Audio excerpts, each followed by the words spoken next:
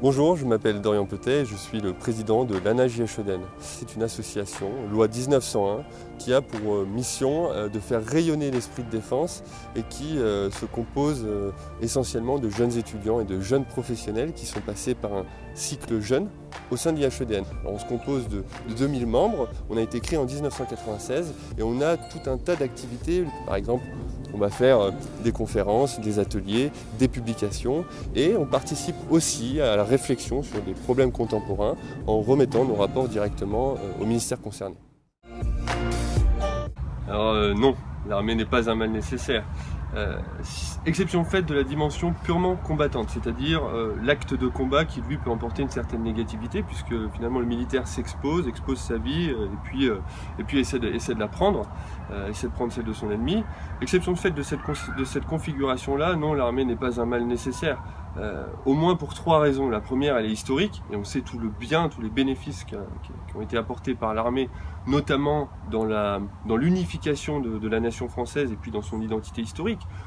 Et puis si on prolonge un peu cette réflexion jusqu'à nos jours, la finalité de l'armée est essentiellement positive, puisqu'elle intervient lorsque vient cesser le dialogue traditionnel, le dialogue diplomatique. Est-ce qu'on peut dire d'un outil qui nous permet, pour paraphraser un peu Clausewitz, de poursuivre la politique par d'autres moyens, est-ce qu'on peut en dire que c'est un outil qui est mauvais? J'en suis pas persuadé. Et puis si on se rapproche un peu plus de l'actualité, les 5 dernières années ont observé un bouleversement assez significatif de la donne sécuritaire et on est venu replacer l'armée au cœur des questions de sécurité au niveau du territoire.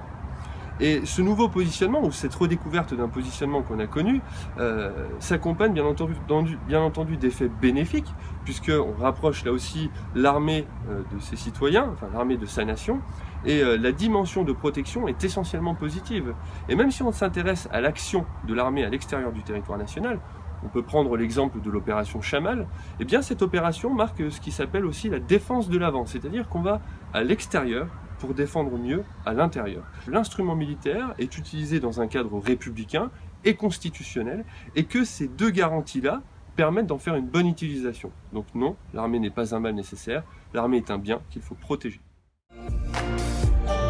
Alors incontestablement, oui, ne serait-ce que dans un premier temps sur le plan statistique, on s'aperçoit par exemple que dans l'armée de terre, la proportion des personnels féminins s'élève à hauteur de 11%. Dans la marine nationale, on est à 16%. Dans l'armée de l'air, on se situe à 28%. Et puis dans le service de santé des armées, 58%. La finalité opérationnelle de l'outil militaire est exactement la même que vous soyez un personnel féminin ou un personnel masculin. Alors comment cela s'est concrétisé? Comment sommes-nous parvenus à une féminisation des armées? Tout d'abord, on a eu un fort volontarisme politique. Ce fort volontarisme politique, il ne faut pas le confondre forcément avec une démarche forcée. L'armée a véritablement pris son temps. Elle a pris son temps pour ne pas commettre d'erreurs ou de générer des frictions qui seraient susceptibles de poser des problèmes. Historiquement, les armées sont un marqueur de masculinité. Et ce marqueur-là ne devait pas être chahuté avec une trop grande brutalité sous peine de peut-être dénaturer la finalité de l'outil militaire et aussi de faire prendre des risques au personnel féminin, des risques de toute nature. Deuxième élément, dans l'armée, comme ailleurs, les femmes sont des exemples. Et on peut en prendre au moins deux en ce qui concerne l'institution militaire. Le premier, elle se situe tout en haut de la chaîne politique, c'est la ministre des Armées, Madame Florence Parly, dont la mission a été exécutée avec un grand professionnalisme. Et puis un peu plus proche de l'ANA-JHEDN, la présidente sortante, Ingrid, à laquelle je succède, et qui, même si elle n'est pas directement impliquée dans l'institution militaire, a dû traiter avec des militaires, et l'a fait avec un véritable professionnalisme qui force l'admiration. Dans les armées, on a l'égalité salariale. Que vous soyez un personnel féminin ou un personnel masculin, votre solde, votre traitement, votre salaire sera identique en fonction d'une grille indiciaire qui est respectée. Et ça, on peut en être fier. La féminisation est une force et il faut la protéger. Le service national universel est en quelque sorte un rite de passage, arrivé à l'âge de 16 ans, qui vient non pas concrétiser, mais qui marque une étape dans le parcours de citoyenneté d'un enfant puis d'un étudiant. Cette étape-là se caractériserait par deux périodes. Une première période obligatoire, à l'âge de 16 ans, qui serait orientée sur, on va dire, une dynamique de cohésion. On prendrait 200 jeunes, qu'on mettrait dans des sites identifiés au préalable et par différentes activités de sensibilisation aux gestes qui sauvent, aux questions de sécurité, aux questions de défense, aux questions de citoyenneté, on favoriserait d'une part le brassage social et puis d'autre part on alimenterait en quelque sorte la cohésion de ces jeunes.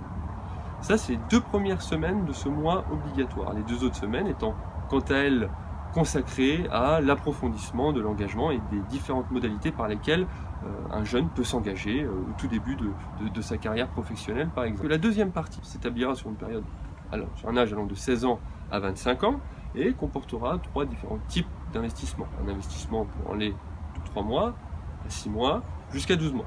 Cet investissement-là, lui, il est marqué par l'engagement. Alors, quel type d'engagement? Un engagement dans 5 branches d'activités différentes, si on peut les appeler comme ça. La culture, la sécurité ou la défense, le tutorat, l'assistance aux personnes âgées et aussi, très important, le développement durable et l'environnement. Ces éléments-là vont pouvoir, un peu comme le système du service civique, permettre un engagement quotidien, adapté, et aussi avec un emploi du temps adapté, de ces jeunes. Un engagement véritable au profit de la citoyenneté et au profit de l'État. Alors, est-ce que c'est une bonne mesure? Les éléments qu'on a actuellement nous permettent de dire que les principes structurants de ce dispositif sont extrêmement bénéfiques et extrêmement profitables à la société française. Parce que d'une part, on va utiliser les dispositifs et les outils permettant de préparer à la citoyenneté, de renforcer la citoyenneté de ces jeunes. Et puis d'autre part, on va permettre un brassage social qui parfois peut être problématique dans la compréhension des uns et des autres. Et puis un autre élément qui à mon avis est une force, c'est que ce dispositif va s'appuyer sur des ministères très importants et des ministères qui, ma foi, ont une expérience de longue date sur ces questions de jeunesse. Le ministère de l'Éducation nationale, et puis le ministère des Armées, qui quant à lui a cette expérience, on peut qualifier d'historique, dans le lien unissant la citoyenneté, le citoyen, l'armée, sa nation.